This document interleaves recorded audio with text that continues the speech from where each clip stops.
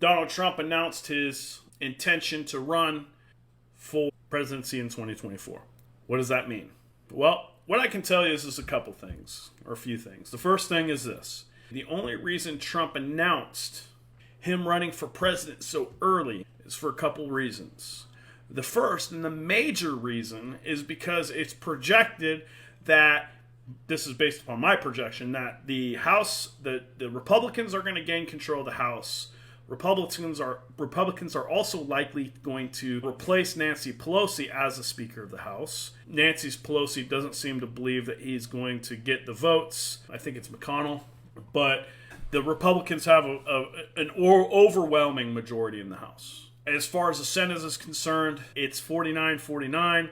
Right now, I believe Arizona and Georgia are still kind of on the fence. Georgia is going to be kind of the major swing, as well as Arizona. There's a good chance that it's going to stay 50-50, or it could go either way. Neither Arizona or Georgia, I believe Arizona or Georgia, I know for a fact it's Georgia, have announced their Senate, finalize their votes. So first things first, kind of as a sidebar here, before I go back to Trump.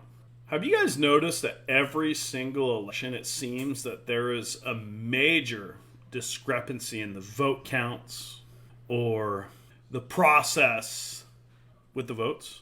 Am I the only one who's noticed that? Is like literally this has been happening since like Bush was elected. It seems like there's some major issue. It's Florida, it's Arizona, it's Georgia. Every election, there seems to be this issue with the votes. I think if we continue to go down this path where there's always an issue, you think people are going to stop having confidence in our political system and the way that things go. And so one thing I wanted you guys to consider, and this is kind of an interesting thing. So why is Congress structured the way that it's structured? We have the Senate and we have the House. The House of Representatives is specifically designed to account for what we call the democracy aspect of things. Majority rules. Very simple. The House of Representatives is typically a phenomenal example of, kind of where we are as far as, this bipartisan setup. So, based upon the fact that we have a majority in the House, what does that mean? That means that the majority of people today are right-leaning. Pretty simple. Okay. The reason, now, as far as the Senate is concerned, what the Senate represents is more of the republic aspect, where everyone gets an equal say, or every state, gets an equal say in the United States through 2 senators. So regardless of what your population is you still get kind of equal representation within that government, or the republic. So that's why we have 2 different parts of Congress. We have the republic aspect, where every state gets their own representation. And then we also have the democracy aspect, where every person, for lack of a better term, gets their representation. That's why it's so important to vote. Okay, and that's why there's 135 people in the House, representatives in the House, and there's 100 senators. We have a slim majority in the House. It's very likely that Democrats are going to take the Senate. So the idea behind Congress is checks and balances. So they're the legislative body of our government. They're the ones who write the laws. And the way that process works is either the House, they vote on a bill, or the Senate, they write and vote on a bill. And if that passes, then it will go over to the other part of Congress to get approved before that law will then be passed to the president. When the president gets that law, he has the ability to veto that law, or he can sign it into law. If he vetoes that law, it goes back to Congress, and it has to get a 2/3 majority vote instead of 50% majority vote. Very simple. Okay. If it gets that 2/3, that Congress can override the president and still vote that law into law. Okay. And then the Supreme Court, their purpose is to interpret that law and make sure that that law aligns with, the Constitution. Is it constitutional? That's what the Supreme Court cares about. Yes or no? They interpret the law. So I'm going to sit here and I'm going to make the argument that while the Senate may be relevant, the House of Representatives is no longer relevant. Why?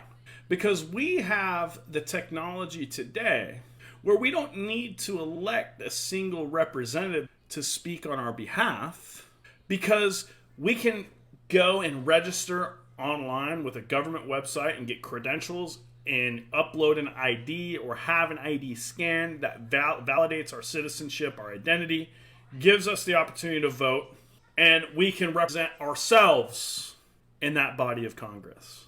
Have you ever considered that?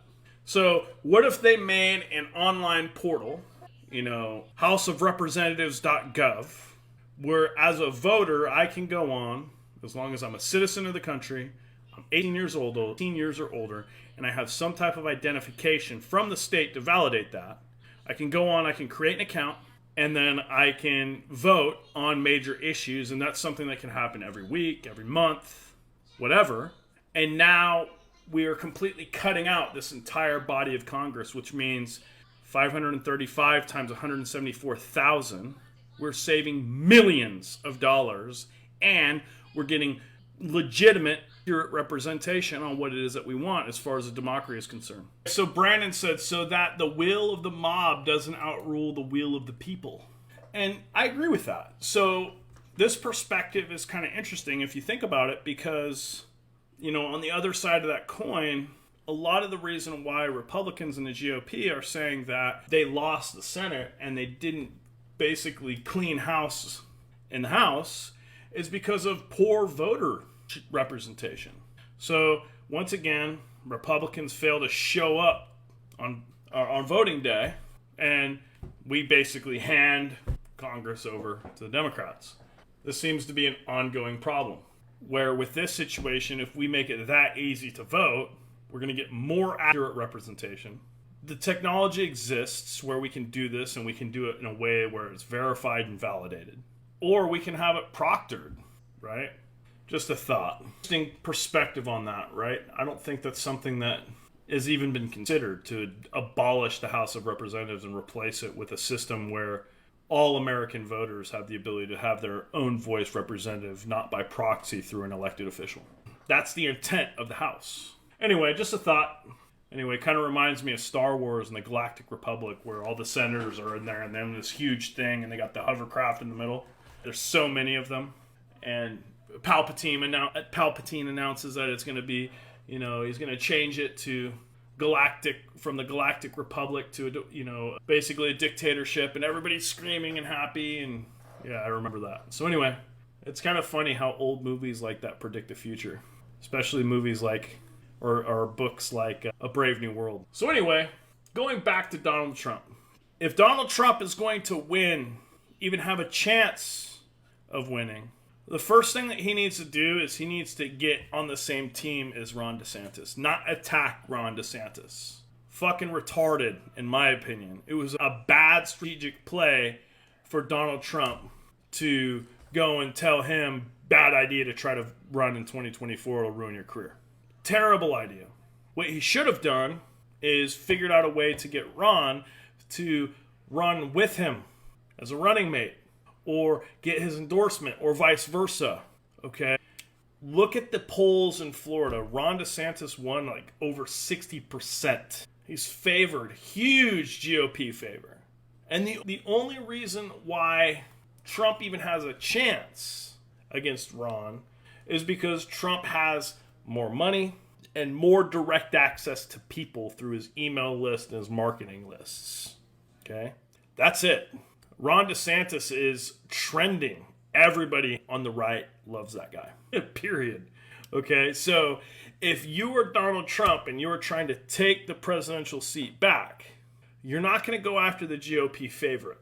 There are a lot of Republicans that aren't fans of Trump. That's a fact. There are also, every Democrat isn't a fan of Trump. So how does Donald Trump retake the presidency? The first thing is he needs to stop living in the past. Whether or not the election was 2020 election was a farce and they stole it and this or that and that or the other. People have moved on from that. And the attention span that people have is so short. Public opinion does not give a fuck about that or not. And if you're a Republican and you're still talking about how Trump had the election stolen from him, people are looking at you and wondering where your fucking tinfoil hat is. Period. Okay? And this is kind of how, politics works. So how are you going to win that seat? Hearts and minds. You are so polar. You have so much opinion. You have such an established space in the country where people either love you or they hate you. And the only way for you to win back those moderates or the people that hate you is by coming with a new face, with new ideas, new perspective, and speaking from a place that appeals to those people rather than attacks them. Okay? We live in a world today where I agree people are soft, people are weak. Men are not men. Women control things based upon how they feel, not based upon the facts or logic. That's what our world is run by right now, today, is by emotion. The only way to win is to appeal to that emotion. You have to play their game. You cannot come barging in again for the second time after losing to a dude with fucking dementia and expect to play the same game and win, because you already lost with that. Okay? So that's my opinion on that. I'm a supporter of Donald Trump. I'm just going to come out and say it for many reasons. And the biggest reason for that is because all of the people who were quote-unquote against Donald Trump were his friend before he was elected president and started spilling the beans on what was happening behind the closed doors of the elite. He wasn't a sexual predator. It wasn't an issue with him avoiding his taxes. He wasn't racist. He didn't have issues with Mexicans or blacks. He wasn't this terrible guy until after he became president. Dude was 70 years old at the time he was elected, and he's not a bad guy. There's pictures of him with Hillary at Mar-a-Lago. There's pictures with him with Bill, with all the major Democratic and Republican politicians. And it wasn't until he came forward and started spilling the beans that suddenly he's all of these bad things right out of the fucking left's playbook. Now, is there some questionable things about the way that he does things and how he operates? Sure. That's his downfall. That is his biggest weakness, is he, as a politician, isn't enough of a politician. He does not appeal to feelings. And that's why the people who love him, and the people who don't love him hate him.